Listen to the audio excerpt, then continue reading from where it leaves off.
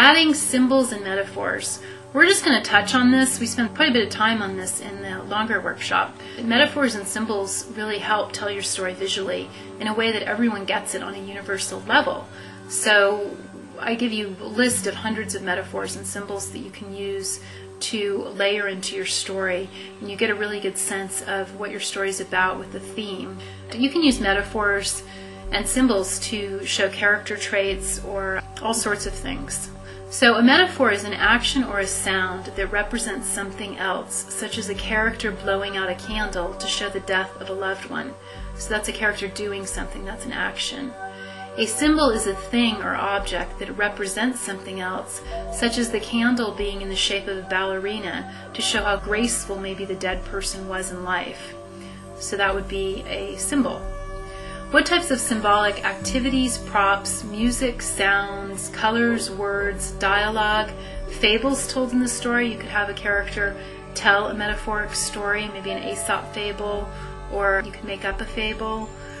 You could stage your characters metaphorically or symbolically. Maybe you have 3 characters on the screen that are in a love triangle, and they're positioned in a triangle in the frame, and there's a table with a bunch of knives and guns in the middle, just to show that there's this conflict. That's very symbolic. People get that. A picture's worth 1,000 words, and it really comes in using symbols and metaphors.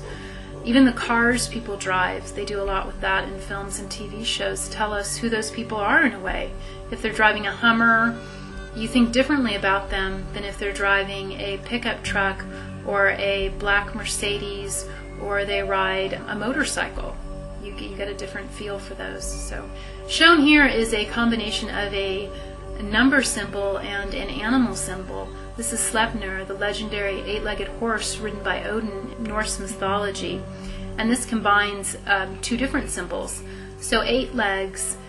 8 is like a spider. Spiders have 8 legs, and they're known to be able to go between worlds, much like this mystical horse. So if you're doing animation or 3D animation, you can make an 8-legged horse, and that's something interesting and original that people haven't seen before.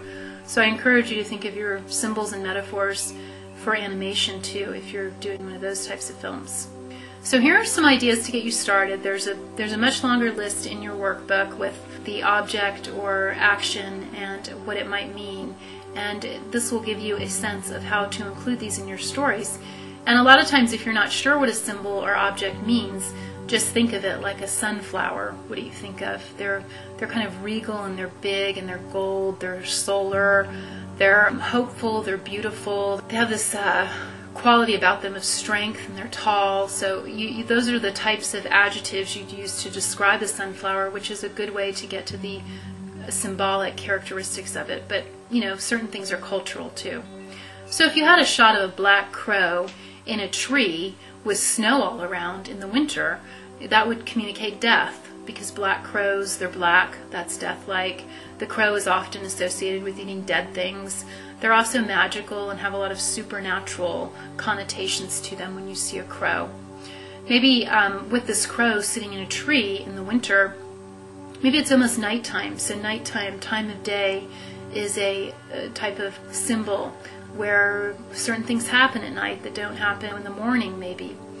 And then maybe you have lightning bolts that strike in the distance. Now lightning bolts, what would those mean? Lightning bolts are unexpected. You don't know when they're going to come. So that's an unexpected change. They're also dangerous because you could get struck by lightning. So they have that element. And snow, that's like winter and death. So if you had all these things in a frame, just a simple shot would communicate this kind of death, magic, supernatural change thing going on, just in one shot. So those are the types of ways you layer things together to tell a visual story, because you don't want to use that much dialogue. You want to tell things with pictures as much as possible. So what type of symbolic settings could your story take place in? Every one of your plot points and every scene should be some sort of symbolic setting. And in the 20-hour workshop, we go through a list of there's a really long list of symbolic settings, and we talk about what each setting is used to convey. Such as a family dinner table. You'll see this in lots of films, because family dinner tables really communicate family dynamics, how the characters are sitting and interacting, show us how that family's doing in a sense. what kind of table they're at, what kind of conversations are being discussed, what kind of music's playing in the background. These are all telling us about this family, and it's a symbolic thing. Everyone's sat down at a dinner table. If you have two characters standing by a cliff, that's danger. One of the characters could push the other one off the cliff. So we get that there's a tension there. If you have a character going into a cave, that's a journey into the unconscious side, dark secrets, somewhere you go that's hidden. If you have a character standing on top of a mountain, they are probably having some sort of epiphany, or they have some sort of expanded vision type of thing. Maybe they've just accomplished some goals. They climbed a mountain. That would be a good way to show that. A train station. Characters at a train station, what is that going to tell you? What do you think of when you think of a train station? Maybe there's restless energy. Maybe they're always moving, or maybe it's a new beginning, or maybe it's an ending. Maybe they're leaving a place and they're never coming back, or there's some sort of just constant moving going on.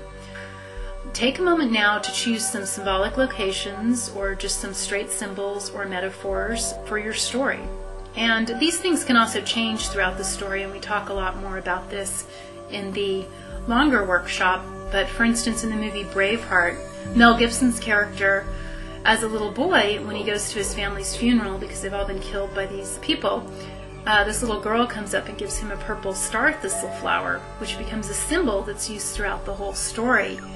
And he keeps this purple star thistle flower, and it had been pressed in a Bible, so it was flat. So just having a star thistle pressed in a Bible is symbolic. That's like love. It's like holy love. Just using those two. Just a simple shot of that, him pulling it out of the Bible as a young man. It shows us how he feels about this woman, and that someone was kind to him at this funeral and gave him this really tough kind of plant. It's not a cliche symbol. She didn't walk up and give him a rose. That would be too soft for this story. She gave him a thorny star thistle, and there's so much blood and death in that movie that it was a great symbol. And he comes back as a young man, and he still has this flower, and it turns out the little girl ends up being his wife, where she marries him, and she embroiders it on this handkerchief and gives it to him. So he has this handkerchief now with the star thistle, and then he takes this handkerchief with the star thistle embroidered on it, and he carries it into battle, and he kisses it, and it gets bloody, and it gets dirty, and it's this symbol that goes through the whole film. So that's a way you can use a symbol too. You want to show a symbol changing if possible. So take a moment right now and look at the symbol list in your workbook and see what kind of symbols you can attach to your story idea.